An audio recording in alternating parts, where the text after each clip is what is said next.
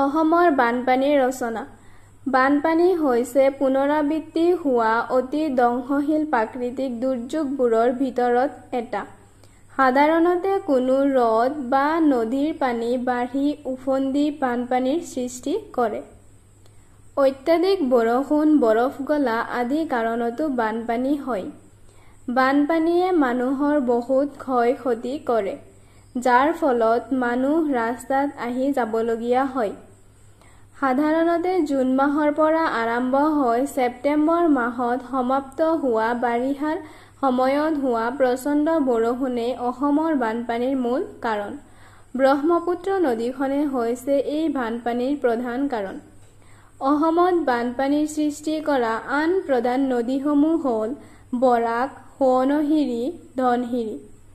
বানপানীৰ ফলত বহুতো ব্যক্তি বা জীৱ-জন্তুৰ জীৱন বিপদত পৰে আৰু বহুতো মানুহ, জীৱ-জন্তু আহত হয় নতুবা মৃত্যুমুখত পৰে।